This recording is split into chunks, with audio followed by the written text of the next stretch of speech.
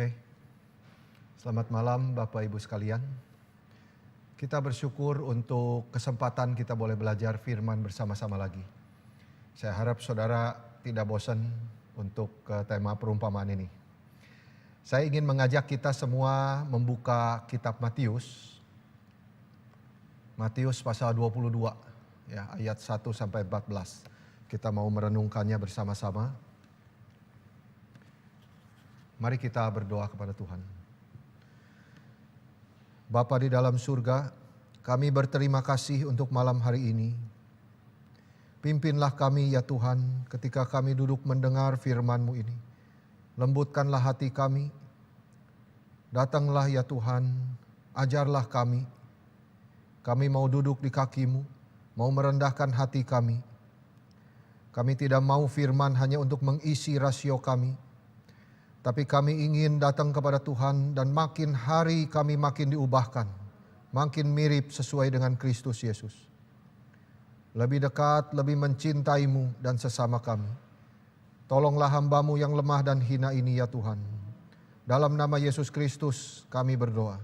Amin. Baik, saya akan membacakan untuk Bapak Ibu sekalian Matius 22 ayat 1 sampai 14. Lalu Yesus berbicara pula dalam perumpamaan kepada mereka. Hal kerajaan sorga seumpama seorang raja yang mengadakan perjamuan kawin untuk anaknya. Ia menyuruh hamba-hambanya memanggil orang-orang yang telah diundang ke perjamuan kawin itu. Tetapi orang-orang itu tidak mau datang. Ia menyuruh pula hamba-hamba lain, pesannya, katakanlah kepada orang-orang yang diundang itu, sesungguhnya hidangan telah kusediakan. Lembu-lembu jantan dan ternak piaraanku telah disembelih. Semuanya telah tersedia, datanglah ke perjamuan kawin ini. Tetapi orang yang diundang itu tidak mengindahkannya. Ada yang pergi ke ladangnya, ada yang pergi mengurus usahanya, dan yang lain menangkap hamba-hambanya itu, menyiksanya dan membunuhnya. Maka murkalah raja itu, lalu menyuruh pasukannya ke sana untuk membinasakan pembunuh-pembunuh itu dan membakar kota mereka.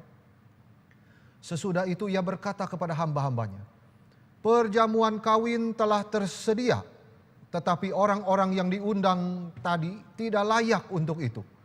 Sebab itu pergilah ke persimpangan-persimpangan jalan dan undanglah setiap orang yang kamu jumpai di sana ke perjamuan kawin itu. Maka pergilah hamba-hamba itu dan mereka mengumpulkan semua orang yang dijumpainya di jalan-jalan. Orang-orang jahat dan orang-orang baik. Sehingga penuhlah ruangan perjamuan kawin itu dengan tamu. Ketika raja itu masuk untuk bertemu dengan tamu-tamu itu, ia melihat seorang yang tidak berpakaian pesta. Ia berkata kepadanya, "Hai saudara, bagaimana engkau masuk kemari dengan tidak mengenakan pakaian pesta?" Tetapi orang itu diam saja. Lalu kata raja itu kepada hamba-hambanya, "Ikatlah kaki dan tangannya, dan campakkanlah orang itu ke dalam kegelapan yang paling gelap. Di sanalah akan terdapat ratap dan kertak gigi. Sebab banyak yang dipanggil, tetapi sedikit yang dipilih." Bapak Ibu Saudara sekalian, perumpamaan yang baru saja kita baca ini berbicara dua hal. Yang pertama, Tuhan dengan anugerahnya terus-menerus mengundang orang-orang berdosa untuk kembali kepada Dia. Lewat hamba-hambanya, para nabi, para rasul, dan kita semua. Tetapi orang-orang yang ditawari itu tidak mau. Respon mereka acuh tidak acuh. Dan kedua, ada di antara yang merespon pun akhirnya ditemukan bahwa dia tidak memakai pakaian pesta dan akhirnya dibuang. Sebenarnya perumpamaan ini bicara keras sekali tentang cinta kasih Tuhan yang terus-menerus mengundang dan juga sekaligus murka Tuhan kepada mereka yang terus-menerus menolak. Kita melihat di bagian akhir nanti di perumpamaan ini khususnya bahwa Yesus memberi satu kejutan. di mana pesta itu biasanya diakhiri dengan sesuatu yang kebahagiaan atau sesuatu sukacita, kegembiraan, tetapi di sini justru pesta berakhir dengan kematian. Ini sesuatu tragedi, bukan? Kalau kita mengadakan pesta tiba-tiba akhirnya orang-orang mati. Ada satu cerita untuk menggambarkan satu kejadian yang tidak disangka-sangka seperti ini. Saya cerita ya. Ada 3 pemuda yang jahat. Ya. Mereka bersama-sama pergi mencari yang namanya kematian. Mereka berpikir bahwa jika mereka dapat menemukan kematian itu, mereka akan dapat membunuh dia. Saat mereka cari-cari, mereka bertemu dengan seorang lelaki tua yang memberitahu mereka bahwa kematian itu hanya dapat ditemukan di bawah sebuah pohon yang besar. Lalu mereka pergi terus cari di mana itu. Naik turun lembah, akhirnya ketemu pohon besar itu. Tetapi di sana mereka bukan menemukan kematian, tapi malah mereka menemukan 8 buah balok emas yang sangat bernilai besar sekali. Wah, mereka langsung begitu gembira hatinya, sampai lupa dengan kematian. Saat itu kematian sudah keluar daripada pikiran mereka, malah keserakahan yang masuk ke dalam pikiran mereka. Kemudian mereka memutuskan untuk tidur di sana malam itu dan akan pergi besok dengan membawa harta yang mereka temukan itu. Sementara itu orang yang paling muda, dia memutuskan untuk pergi ke kota untuk membeli makanan dan minuman. Tetapi selain itu, dia juga membeli racun dan memasukkan racun itu ke dalam 1 botol anggur yang dia beli. Karena dia ingin emas itu untuk dirinya sendiri. Ternyata kedua orang temannya lain juga menginginkan emas untuk diri mereka sendiri. Jadi mereka berencana untuk membunuh orang yang muda itu saat dia kembali nanti. Mereka sudah berbulat hati akan melakukan itu dan yakin mereka rencananya ini pasti berhasil. Nah, ketika orang paling muda itu kembali, mereka langsung menikam dia dengan pisau sampai mati. Wah, mereka sangat gembira. Dan untuk merayakan ini 2 orang itu langsung mengangkat cawan minuman yang dibawa temannya itu. Mereka langsung cheers minum, mati juga. Orang tua itu benar. Ketiga orang yang rakus itu menemukan kematian di bawah pohon yang besar itu. Sama seperti kisah ini, perumpamaan Yesus juga berisi kejutan. Kejutan yang biasanya datang di akhir. Itulah yang kita temukan di dalam perumpamaan Yesus tentang perjamuan kawin ini. Ini adalah undangan pernikahan yang entah bagaimana diakhiri dengan kalimat di ayat 13, tangisan dan kertakan gigi. Saya ingin kita mendalami perumpamaan dari Tuhan kita ini. Tetapi sebelum kita merenungkan bagian yang menakutkan tadi, saya mengajak kita untuk melihat 3 bagian. Yang pertama, mereka yang menolak undangan. Lalu yang kedua, mereka yang menerima undangan. Lalu ketiga, itu poin yang utama justru disimpan di bagian terakhir.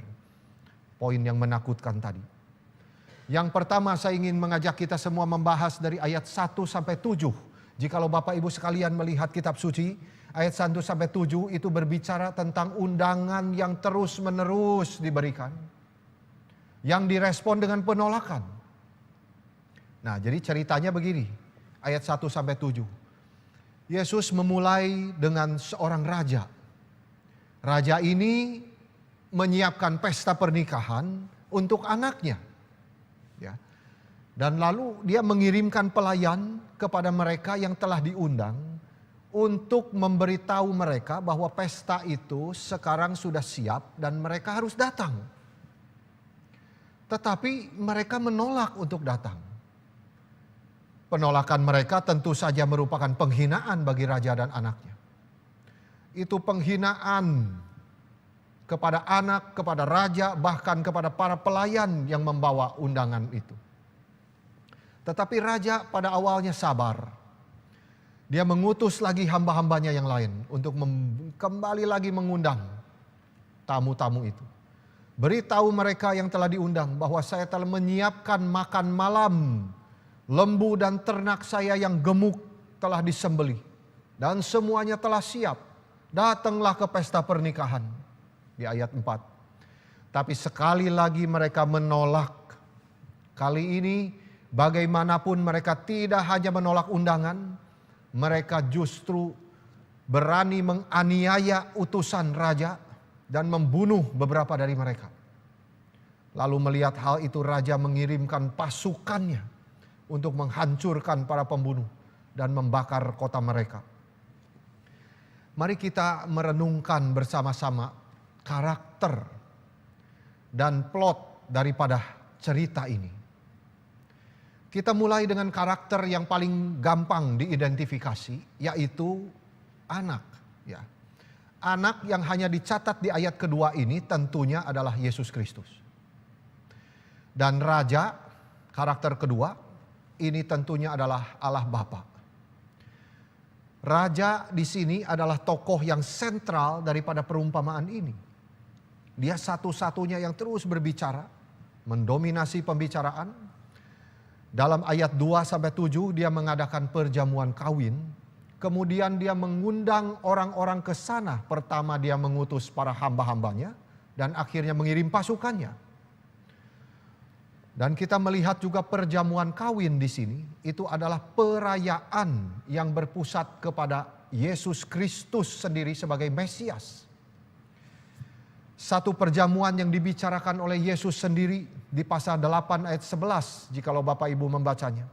Aku berkata kepadamu, banyak orang akan datang dari timur dan barat dan duduk makan bersama-sama dengan Abraham, Ishak dan Yakub di dalam kerajaan sorga. Kemudian juga saat perjamuan terakhir, Yesus berkata, makanlah dan minumlah. Ini sesaat sebelum dia naik ke atas kayu salib. Yesus berkata, pasal 26 ayat 29.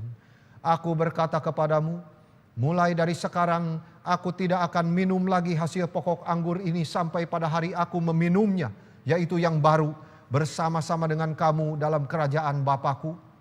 Di dalam Wahyu 19 ayat 9 dikatakan seperti ini. Berbahagialah mereka yang diundang ke pesta perjamuan. Dan itu adalah perjamuan kawin anak domba. Dan mempelai perempuannya adalah gereja. Jadi jelas perjamuan kawin di sini adalah bicara tentang perjamuan kawin anak domba. Jadi kita membayangkan surga itu ada perjamuan.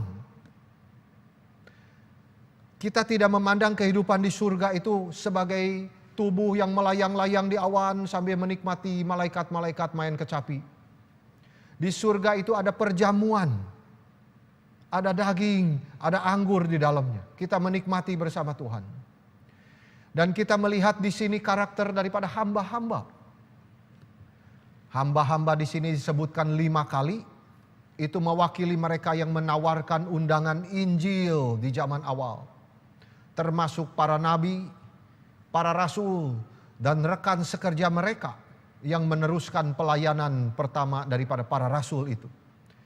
Dari kebangkitan Yesus hingga penghancuran bait suci, kelompok ini telah mengalami banyak penganiayaan. Kita ingat bagaimana penganiayaan atas diri Petrus dan Paulus, termasuk tentang perajaman Stefanus dengan batu, dan Yakobus yang akhirnya dipenggal kepalanya. Lalu karakter yang lain adalah orang-orang yang diundang di ayat 3 dan 4. Adalah tentunya pertama kepada orang-orang Yahudi. Dan mereka yang datang ke perjamuan akhirnya adalah orang-orang pinggiran, orang-orang miskin, dan bahkan orang-orang kafir. Banyak sekali yang menolak Yesus, meskipun tidak semuanya. Karena jikalau kita melihat murid-murid Yesus, mereka juga semua adalah orang Yahudi. Itu sebab tertulis di dalam Yohanes 1 ayat 11, ia datang kepada milik kepunyaannya, tetapi orang-orang kepunyaannya itu tidak menerimanya. Nah, saudara-saudara, ada cerita di dalam sejarah Yunani yang seorang raja yang bernama Agamemnon. Itu seorang raja yang berperang melawan Troy. Waktu itu ada 3 pahlawan di Yunani. Namanya Agamemnon, lalu Achilles, lalu Odysseus. Agamemnon pulang kembali dengan cepat ke tanah air setelah lama perang. Achilles terbunuh di Troy, dan Odysseus bisa kembali setelah melewati banyak kesusahan. Agamemnon sendiri bisa pulang dengan selamat, lalu dia menikmati keamanan di istananya. Tetapi satu tragedi terjadi. Justru di istana sendiri, Agamemnon dibunuh oleh istrinya sendiri, yang saat itu sudah selingkuh. Ini adalah cerita yang tercantum di dalam sejarah yang besar tentang ketidaksetiaan di zaman kuno. Ketidaksetiaan ini juga tercermin di dalam diri hamba-hamba Tuhan yang selalu menawarkan undangan-undangan itu. Coba lihat bagaimana Tuhan mengutus hamba-hambanya di dalam sejarah Israel. Dan apa reaksi mereka terhadap undangan itu. Musa sebagai pemimpin pertama daripada Israel melepaskan mereka dari Mesir. Tapi mereka kemudian bersungut-sungut kepada Musa.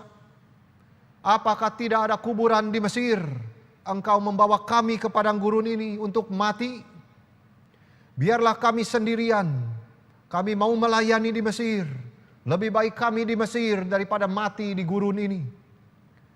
Lihatlah Yeremia. Ketika dia berkhotbah kepada Yehuda, mereka berkata, kami tidak mau mendengar pesan yang kau bicara di dalam nama Tuhan itu.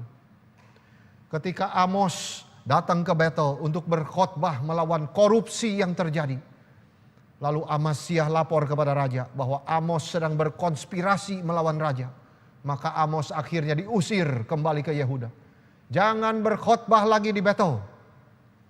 Tetapi ini semua jauh kalau dibandingkan dengan penolakan Tuhan Yesus oleh bangsa Israel. Ketika Yesus datang, ia juga menerima penolakan yang sama. Ia dihina, bahkan disalibkan. Padahal ia yang telah menciptakan mereka, ia yang telah menjadikan mereka menjadi satu bangsa, lalu menubuatkan tentang kedatangannya bagi mereka. Lalu setelah ia datang kepada umatnya sendiri, kepada milik yang dikasihinya, ia malah ditolak oleh umatnya sendiri dan disalibkan. Inilah kejahatan hati manusia. Itulah sebabnya Yohanes 1 ayat 11 berkata, ia datang kepada umat kepunyaannya, tetapi orang-orang kepunyaannya itu tidak menerima dia. Mereka yang diundang itu menolak. Padahal mereka bukan tidak bisa datang, tetapi tidak mau datang. Nah, di dalam perumpamaan ini, kenapa mereka tidak mau datang, itu alasannya tidak diberitahu. Tetapi hamba-hamba yang diutus itu diperlakukan dengan begitu kejam. Di ayat 6, mereka menangkapnya, lalu menyiksa dan membunuh mereka. Jikalau kita berkata setelah membaca ayat ini, kita berkata, oh syukurlah saya tidak seperti itu. Cilakalah orang-orang Yahudi. Saudara harus mendengar kalimat daripada Yesus. Di dalam Matius 23 ayat 29 ayat 37 itu kecaman terhadap Farisi. Yesus berkata begini, cilakalah hai kamu ahli Taurat dan Farisi. Kamu orang-orang munafik. Kamu berkata, jika kami hidup di zaman nenek moyang kita, tentulah kami tidak ikut dengan mereka dalam pembunuhan nabi-nabi itu. Itu sebab jika kita berkata itu kan bangsa Israel, saya tidak begitu kok, berarti kita mirip Farisi. Justru perumpamaan ini mengajarkan bahwa respon daripada umat Israel kepada Tuhan itu sama dengan reaksi kita kepada kedatangan Yesus itu. Jikalau mereka begitu benci kepada hamba-hamba raja itu, demikian juga mereka pasti membenci raja itu sendiri yang mengutus mereka. Jadi mereka tidak mau datang karena mau menghina raja. Bagaimana respon kita terhadap firman yang kita dengar? Apakah kita berkata, nah ini firman ini cocok untuk kamu. Yang ini cocok untuk kamu. Ini bagus. Ini firman yang bagus. Ini cocok untuk saya. Cilakalah kita saudara-saudara. Kita harus sungguh-sungguh rendah hati. Bagaimana Tuhan berbicara terus-menerus untuk mengundang kita datang kepada Dia. Untuk ditegur, untuk dirubahkan, berulang kali. Untuk menyadarkan sesuatu dosa di dalam hidup kita. Malah kita berkata ini bukan untuk saya. Ini untuk kamu. Maka kita harus datang kepada Tuhan. Kita harus memohonkan ampun dan bertobat, cilakalah saya yang berdosa ini. Semua firman yang kita dengar itu adalah untuk kita sendiri. Semua firman yang kita dengar meskipun menurut saudara itu adalah kebetulan, tetapi tidak kebetulan di dalam tangan Tuhan. Karena Tuhan sedang melihat ke dalam kedalaman hati saudara. Dan hanya Dia yang tahu apa yang perlu dirubah di dalam diri saudara. Jikalau sikap daripada saudara mendengar firman, ini untuk dia, ini untuk dia, maka saudara tidak mungkin berubah. Itu firman tidak mungkin masuk ke dalam hati. Karena itu seperti Farisi tadi. Tidak Tuhan, ini bukan untuk saya. Saya tidak pernah melakukan itu. Saudara-saudara, datanglah kepada Tuhan. Sungguh-sungguh terimalah suara daripada Tuhan. Itu menerima undangan daripada firman itu. Kita mau benar-benar datang kepada Tuhan. Karakter yang terakhir kita lihat adalah pasukan. Yang disebutkan di dalam ayat 7 sebagai pasukan yang membinasakan pembunuh-pembunuh itu. Dan membakar kota mereka. Ini melambangkan tentara Romawi di bawah Titus. Itu sudah terjadi. Melambangkan tentara Romawi yang pada akhirnya seperti Nebukadnezar. Berada di bawah kontrol kedaulatan Allah. Itu sebab dituliskan pasukannya. Pasukan Allah Bapa datang ke mereka yang menolak undangannya itu. Dan pasukan Allah itu lalu membakar kota Yerusalem sampai diratakan dengan tanah. Saudara sekalian, apa yang kita bisa pelajari setelah kita melihat karakter-karakter dan plot daripada perumpamaan ini? Yang pertama, Tuhan itu panjang sabar. Ia dengan tekun, ia dengan sabar terus menerus mengundang Israel ke perjamuan mesianik yang satu hari akan diadakan di surga itu. Marilah datang, marilah bertobat, datang. Dan penekannya dari di sini adalah bahwa Tuhan terus mengutus para nabi. Lalu Tuhan mengutus para rasul. Dan Tuhan mengutus hamba-hambanya ke Israel. Mereka berteriak-teriak, perjamuannya sudah siap, datanglah ke pesta. Atau dengan kata lain, kerajaan Allah sudah dekat, bertobatlah kamu. Jadi pertama, Tuhan dengan sabar dan tekun mengundang Israel ke perjamuannya. Di dalam hal ini kita belajar bahwa Tuhan memang mempunyai kesabaran yang panjang sekali. Yang besar sekali. Tetapi sayangnya cerita ini tidak berakhir di sini. Tetapi berakhir di tempat yang gelap, yang paling gelap. Itu berarti mengajarkan kepada semua kita bahwa meskipun Tuhan itu sabar, tetap kesabarannya itu ada batasnya. Saudara-saudara, di dalam Wahyu 22 ayat 21 sampai 22 berkata seperti ini, aku akan memberikan dia waktu untuk bertobat, tetapi ia tidak mau bertobat dari zinahnya.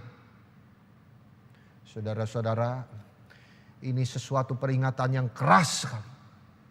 Memang berzinah di sini adalah berzinah di dalam arti mereka menyembah Baal, mereka menyembah daripada sesuatu Allah yang lain, saudara-saudara.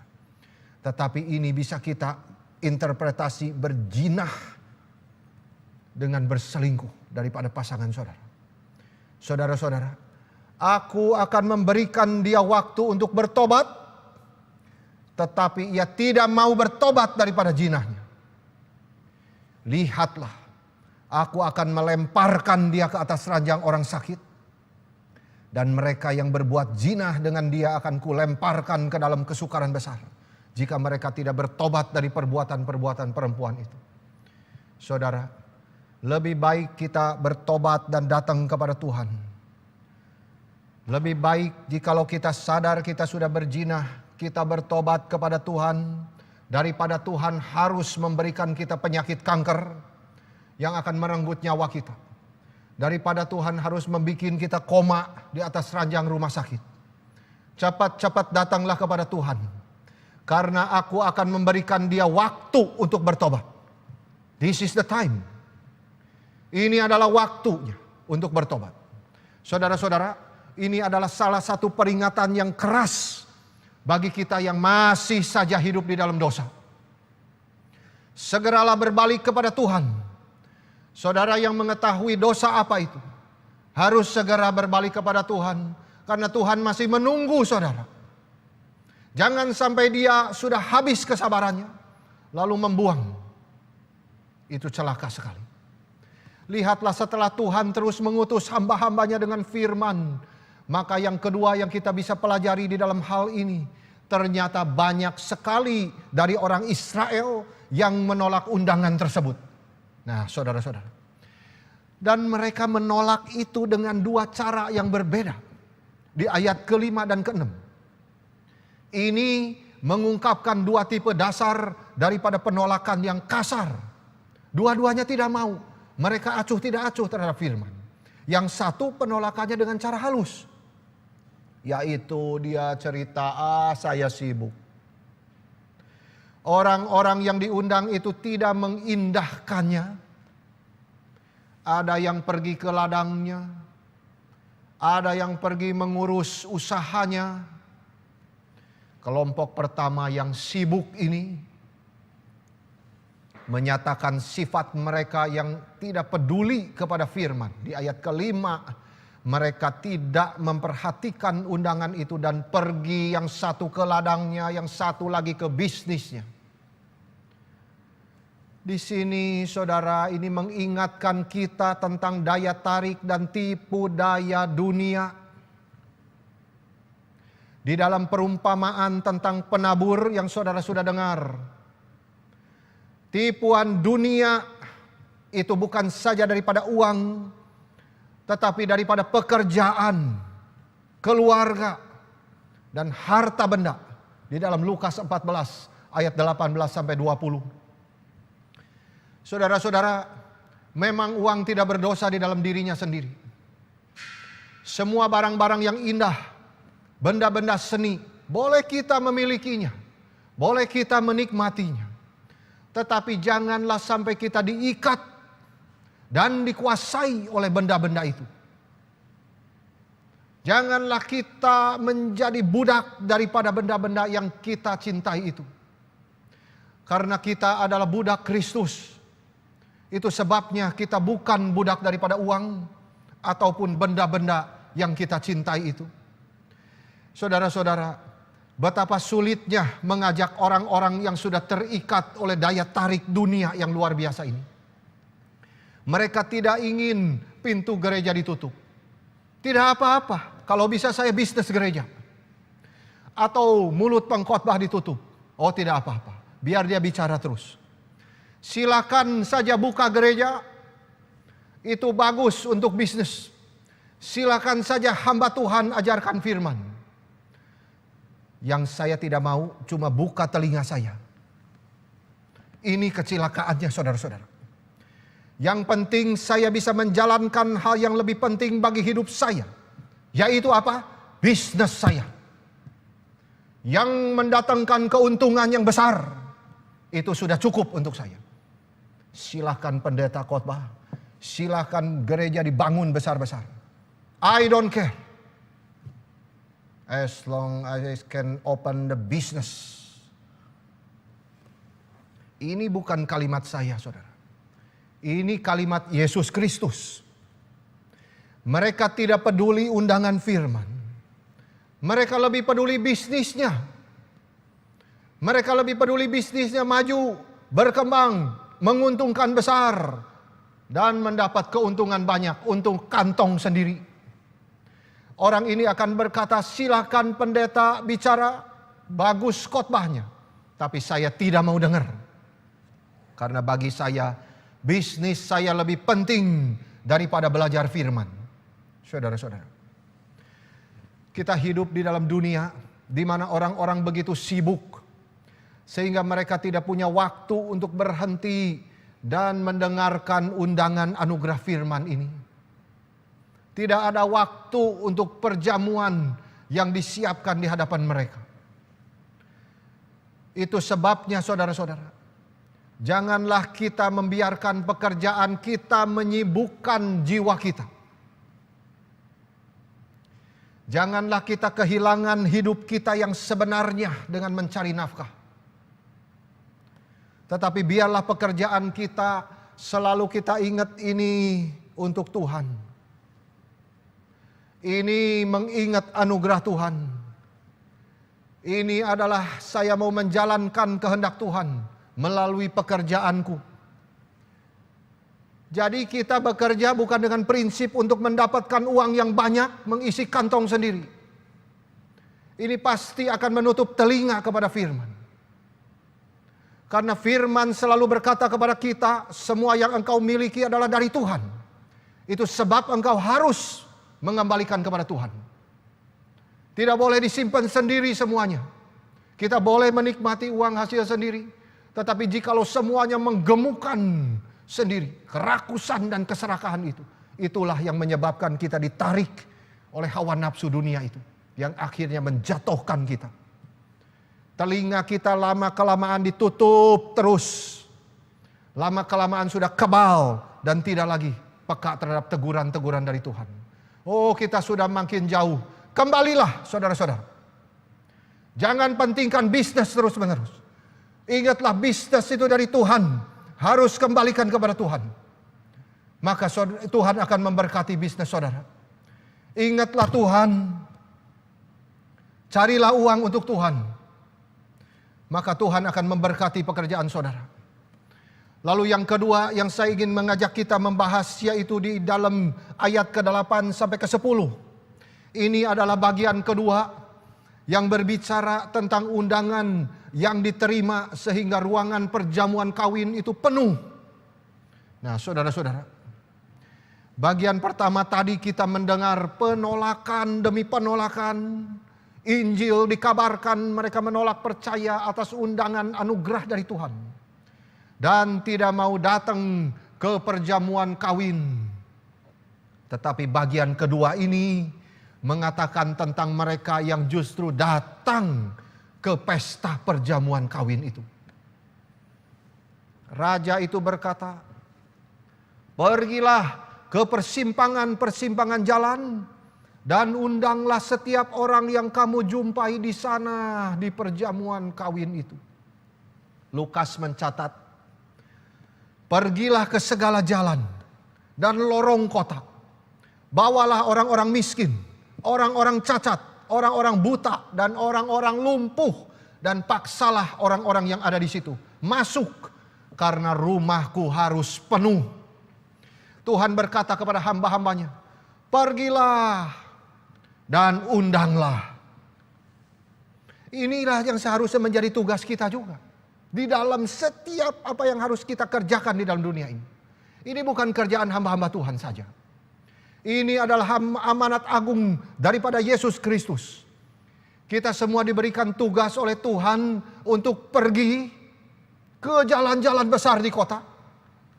Atau jalan-jalan kecil di gang-gang yang kecil. Untuk apa? Untuk mengundang. Mengundang itu berarti menjadi saksi Tuhan. Melalui perkataan kita atau melalui perbuatan kita, kita mengundang mereka melihat Yesus Kristus di dalam diri kita. Tetapi undangan untuk orang-orang Yahudi di kota-kota sudah ditolak waktu itu. Itu sebabnya raja itu menyuruh kembali hamba-hamba itu, coba di daerah pinggiran, bawa semua orang sampai ruang pesta penuh dengan tamu. Nah, saudara-saudara, saya ingin membagikan pemikiran daripada Charles Spurgeon untuk bagian ini.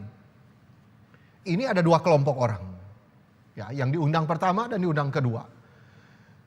Yang pertama, Spurgeon mengatakan begini, orang-orang di kelompok kedua itu yang datang ke pernikahan akan jauh lebih bersyukur daripada yang diundang pertama jika mereka datang. Kelompok yang pertama itu lebih mampu, yang bisa menikmati makan malam mereka dengan lebih baik setiap hari. Mereka selalu bisa membunuh domba yang gemuk, dan para pedagang itu selalu bisa membeli seekor anak sapi. Maka ketika mereka bertemu raja, mereka tidak akan ada rasa terima kasih yang besar. Tetapi orang-orang miskin, para pengemis malang yang diajak ke pinggiran jalan, pasti menyambut undangan itu dengan gembira. Betapa senangnya mereka. Mungkin mereka berkata satu dengan yang lain, wah sudah lama sekali sejak terakhir kali kita tidak duduk di tempat makan seperti ini. Dan yang lainnya menjawab, saya hampir tidak percaya saya bisa benar-benar ada di istana makan dengan seorang raja. Hidup sang raja. Intinya, saudara, bahwa rasa syukur daripada para pengemis, daripada orang lumpuh, orang cacat yang merasa tidak layak itu akan sangat besar ketika mereka mendapatkan anugerah undangan itu. Saudara sekalian, bukankah kita semua adalah pengemis di hadapan Tuhan? Kalau kita selalu merasa mampu, kita tidak mungkin mau menerima undangan Tuhan. Kita dengar firman apapun kita tidak mau kerjakan. Hanya mengisi rasio saja. Hanya orang yang sadar dirinya lemah, yang terbatas, yang mengandalkan kepada Tuhan saja, maka dia membutuhkan pertolongan dari Tuhan. Kita bisa memberi itu dari Tuhan. Kita bisa apapun, itu semua dari Tuhan. Kita benar-benar adalah pengemis yang hanya bisa berminta kepada Tuhan. Berbahagialah yang sadar akan kebenaran ini.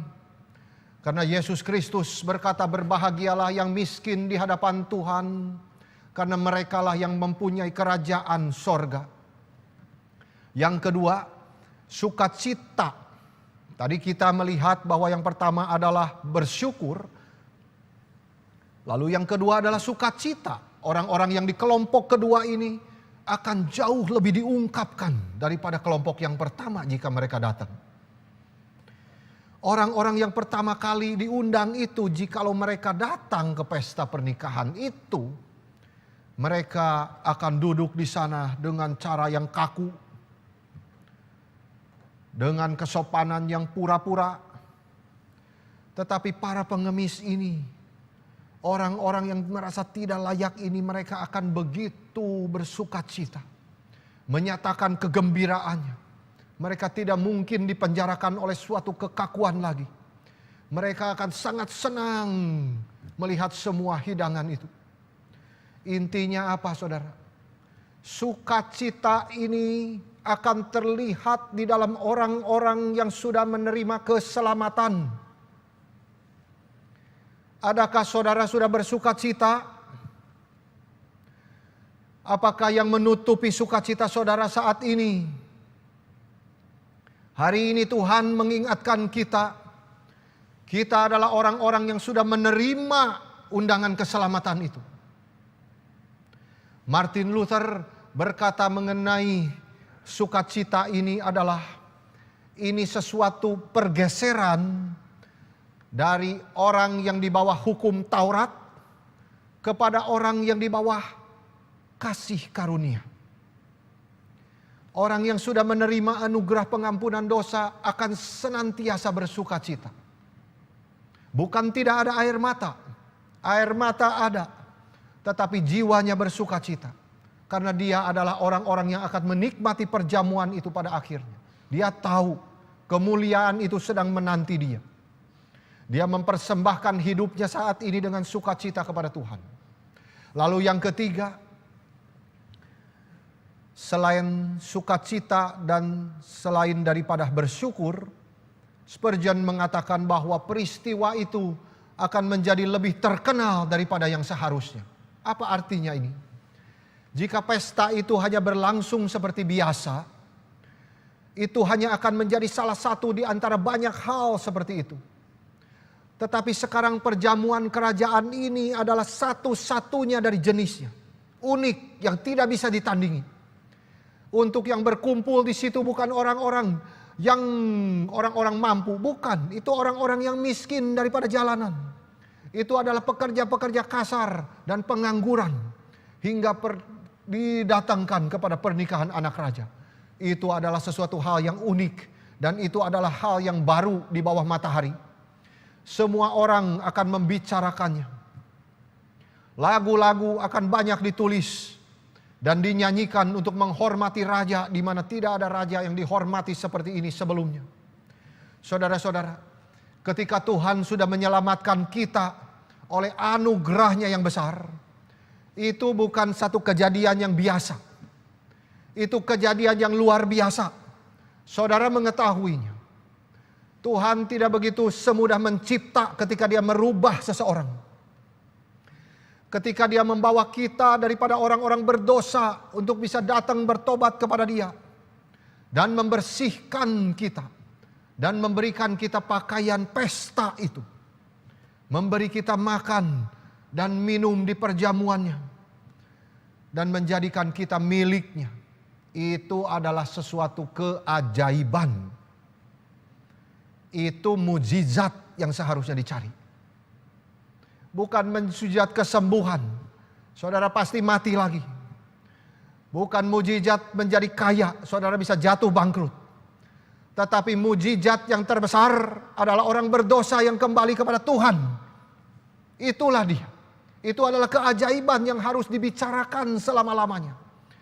Baik kita yang dipanggil menjadi atasan, baik kita yang dipanggil menjadi bawahan ataupun profesional, semua kita bertanggung jawab untuk mengenalkan raja itu yang sudah mengundang kita, yang sudah menyelamatkan kita. Sehingga kita tidak akan berhenti untuk memuji namanya selama-lamanya. Saudara, kalau melihat preview, kalau kita biasa nonton film, kita menonton ekstranya. Nah, ini preview daripada surga diberikan oleh Rasul Yohanes. Lihatlah Wahyu 5 ayat 13. Saya setiap kali membaca ini, hati saya bergetar. Dia mendengar semua makhluk di sorga, dan di bumi, dan di bawah bumi, di laut, dan semua di dalamnya. Kalimatnya seperti ini. Bagi dia yang duduk di atas takhta dan bagi anak domba adalah puji-pujian dan hormat dan kemuliaan dan kuasa sampai selama-lamanya. Lalu semua malaikat dan orang-orang kudus jatuh tersungkur dan menyembah anak domba itu. Saudara-saudara, ini satu pemandangan yang luar biasa. Ini satu pemandangan yang akan kita saksikan dan akan kita nikmati dan kita berada di situ juga. Jikalau kita datang kepada Yesus Kristus yang sudah mati dan bangkit itu. Yang ketiga, yang terakhir, poin yang terakhir adalah bicara tentang seseorang yang tidak berpakaian pesta. Jikalau kita memperhatikan ayat 11 sampai ayat 14, ini bicara tentang seseorang yang tidak berpakaian pesta. Ternyata pesta ini belum berakhir. Yesus tidak mengakhiri ceritanya di sini. Dia tidak berkata, oke, sekarang ruangan pesta sudah penuh. Semua tamu sudah gembira. Amin. Tidak. Ternyata perumpamaan diakhiri dengan satu kejutan yang mematikan tadi. Ayat 11. Ketika raja itu masuk untuk bertemu dengan tamu-tamu itu, Ia melihat seorang yang tidak berpakaian pesta. Dan ia berkata kepadanya, "Hai saudara," ini adalah kata yang sama yang Yesus pakai untuk Yudas Iskariot pada waktu dia mengkhianati Yesus. Di pasal 26 ayat 50. "Hai teman, bagaimana engkau bisa masuk ke ruang pesta tanpa pakaian pernikahan?" Diam. Tidak ada jawaban. Dia tidak bisa berkata apa-apa. Kemudian raja itu berkata kepada hambanya, "Ikatlah kaki dan tangannya dan lemparkan dia ke dalam kegelapan yang paling gelap. Di sanalah terdapat tangisan dan kertak gigi. Karena banyak yang dipanggil tapi sedikit yang dipilih." Saudara-saudara, di sini kita melihat mereka yang datang. Mereka yang terima undangan. Tetapi mereka tidak berpakaian pesta. Dan mereka dilempar ke dalam neraka. Ini tidak main-main, saudara. Itu adalah penghakiman yang adil. Kita bisa mempertanyakan kenapa? Kenapa orang ini sudah menerima undangan datang ke ruang pesta lalu dibuang? Tetapi saudara harus memperhatikan di sini. Ini tetap adalah penghakiman daripada raja itu dengan keadilan dan kedaulatannya sendiri. Karena orang yang ternyata menerima penghakiman itu, dia tidak membela satu kata pun. Di sini dituliskan bahwa dia tidak bisa berkata-kata, ayat 12. Itu karena apa? Karena orang ini sadar memang seharusnya dia dihukum. Dia penuh dengan rasa malu dan penyesalan. Di tempat itu akan ada tangisan dan kertakan gigi. Nah saudara-saudara, apa itu pakaian pesta? Begitu pentingnya pakaian pesta itu. Yang pertama, ini saya ambil daripada tafsiran Martin Luther, itu adalah iman. Pakaian pesta di sini adalah iman kepada Yesus Kristus yang sudah mati dan bangkit itu. Ini adalah iman yang Luther bilang tidak akan dimiliki banyak orang pada hari Tuhan itu. Tetapi di satu sisi justru tanpa iman ini tidak ada orang yang bisa bertahan di pesta perkawinan anak domba itu. Wahyu 7 ayat 9 sampai 14 berkata, di mana umat Allah dari setiap bangsa, suku dan bahasa itu berdiri di hadapan tahta anak domba. Nah di situ dituliskan mereka berpakaian jubah putih. Wahyu 7 ayat 9 dan 13. Apa jubah putih itu? Itu jubah yang telah dibasuh putih di dalam darah anak domba. Puji Tuhan saudara-saudara. Kita beriman kepada Kristus yang tersalib. Kita tidak pernah boleh beriman kepada kekuatan sendiri. Kita beriman kepada ketaatan Kristus yang sudah taat bahkan sampai mati di kayu salib untuk menggantikan dosa kita. Dia yang sanggup mengampuni dan membersihkan dosa-dosa kita menjadi putih seperti salju. Dialah yang kita imani. Lihatlah Matius sendiri dan semua orang yang Tuhan panggil. Mereka tidak punya apa-apa untuk dibanggakan. Mereka tidak punya apa-apa untuk diberikan kepada Yesus. Mereka tidak memiliki kebenaran mereka sendiri. Mereka datang dan beriman kepada Yesus. Mereka ikut Yesus. Yang kedua, arti daripada pakaian pesta ini adalah kebenaran daripada Kristus. Darahnya, ketaatannya, kesuciannya, kebenarannya yang sempurna itulah yang Allah berikan dengan cuma-cuma kepada semua orang yang bertobat dan beriman kepada Dia. Keindahan pakaian pesta yang kita pakai terletak di dalam diri Kristus.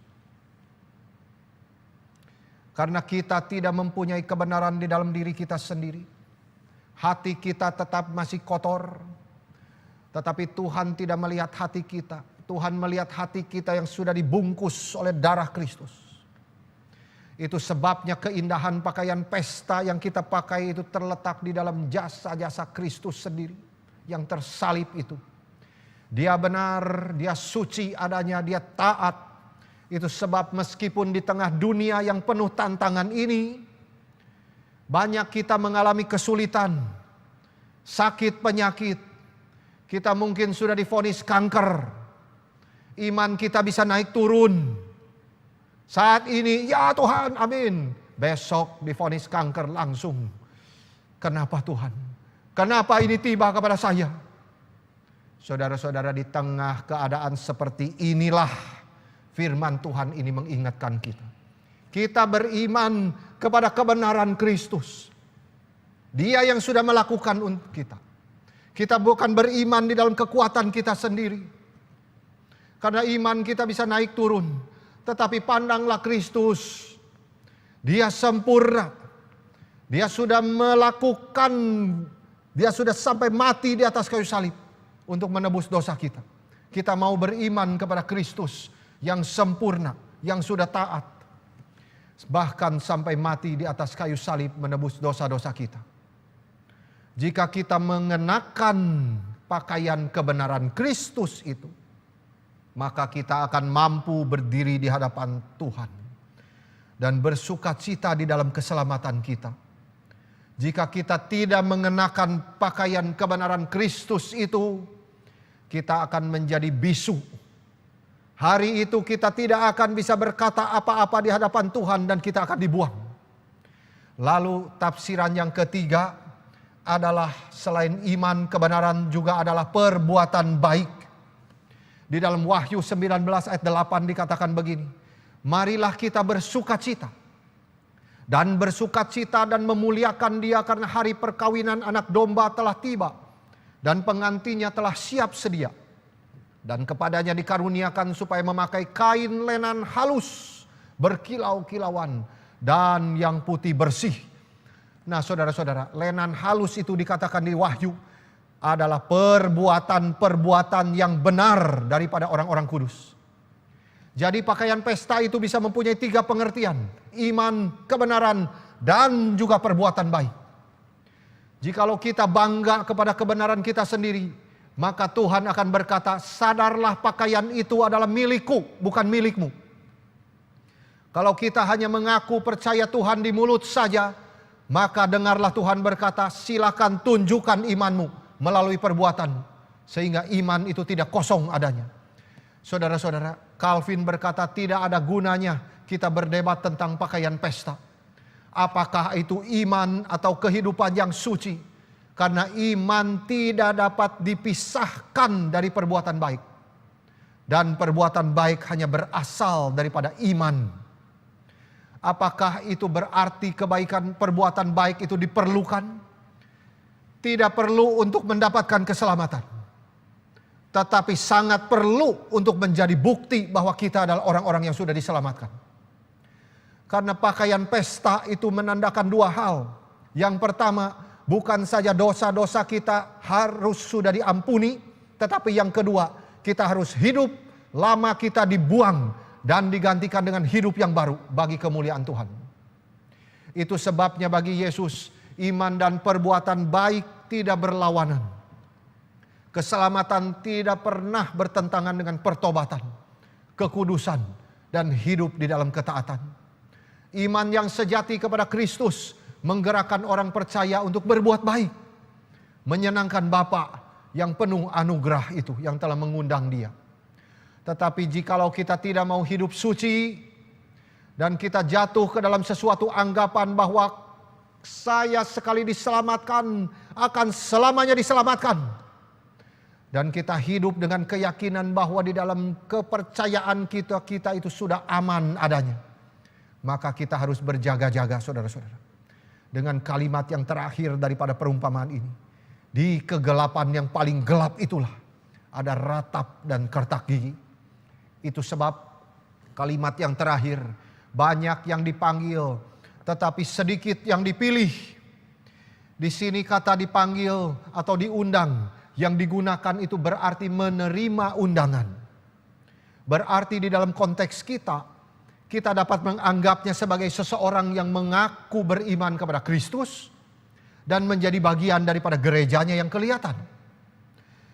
Tetapi di sini perhatikan saudara, bahwa meskipun raja itu berdaulat, pada akhirnya keputusan orang ini untuk tidak berpakaian dengan benar yang membuatnya terlempar keluar. Di sini tanggung jawab manusia itu berhadapan dengan kedaulatan Allah.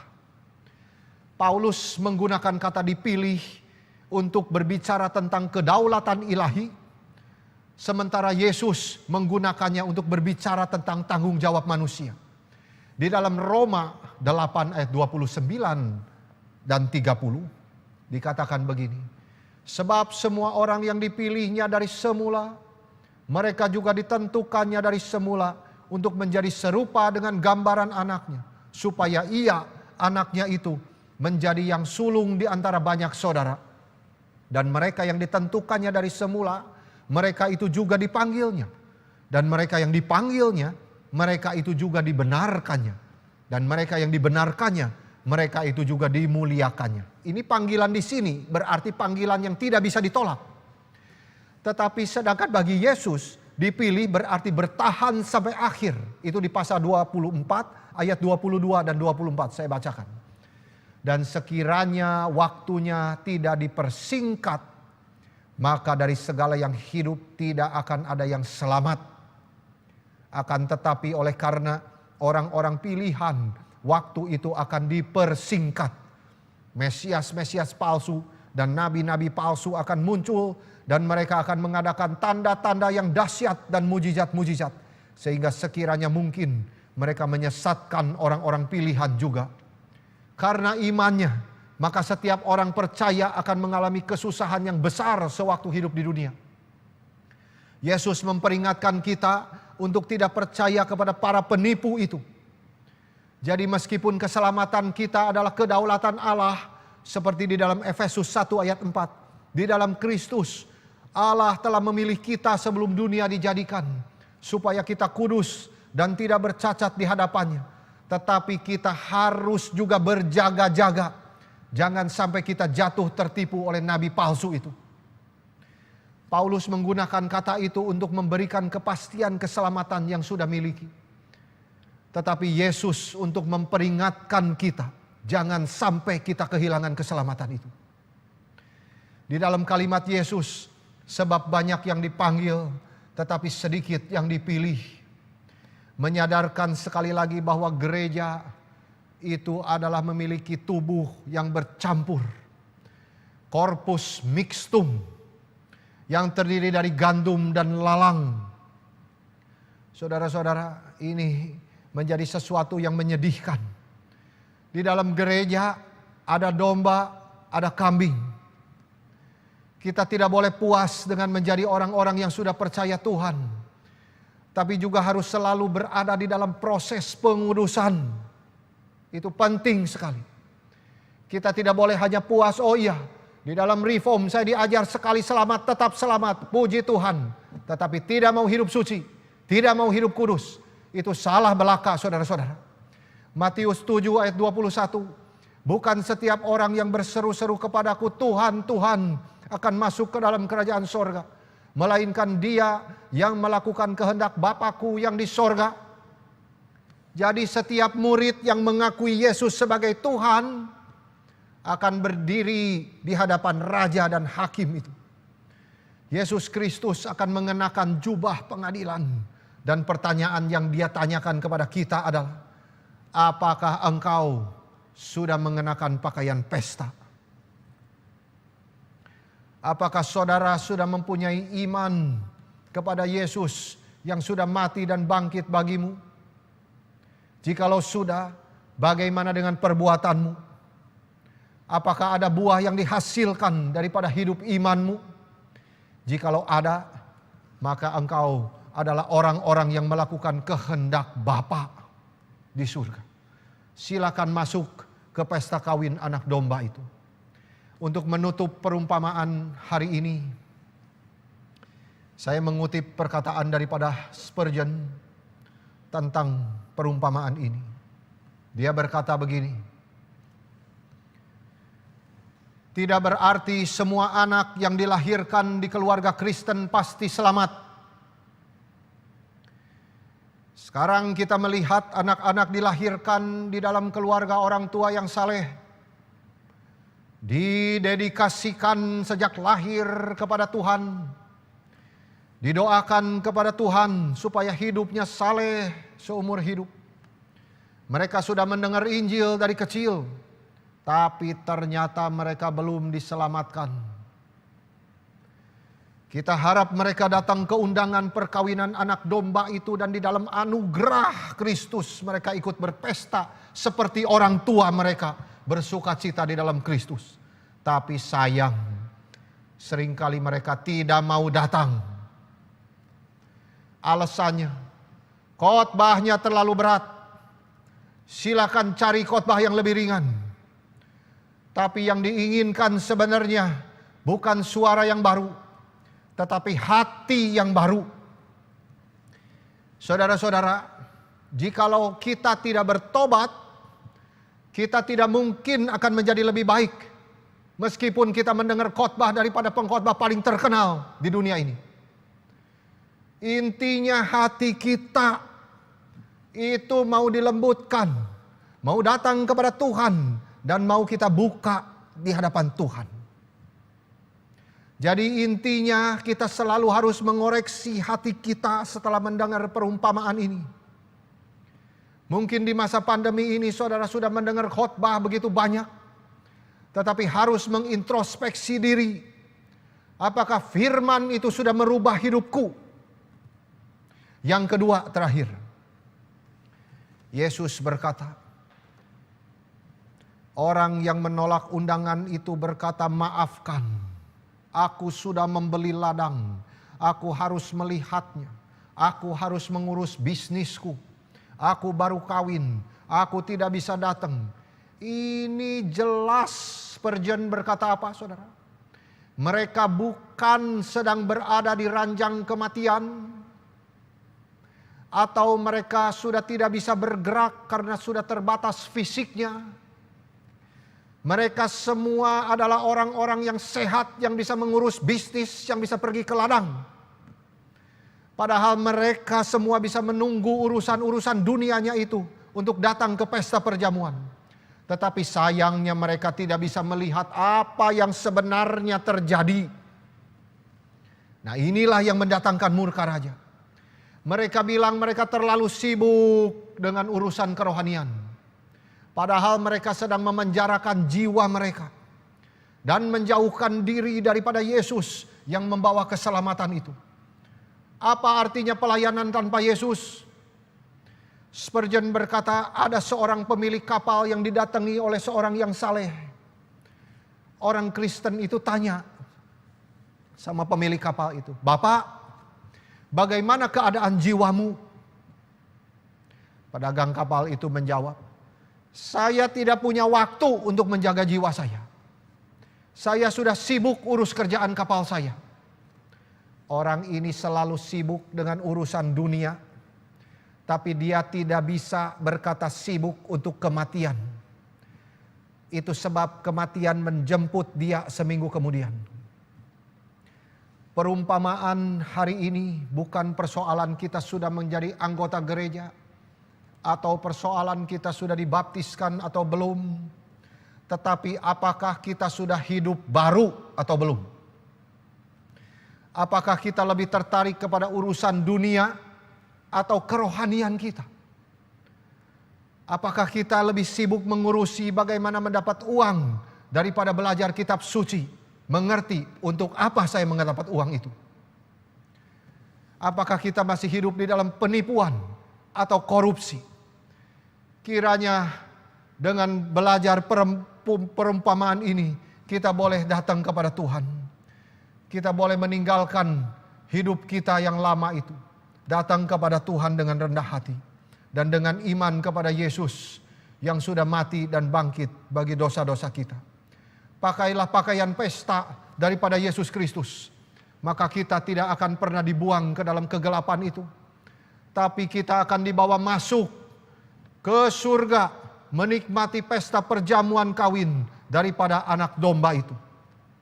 Saudara-saudara, pesta itu akan dilaksanakan satu hari nanti.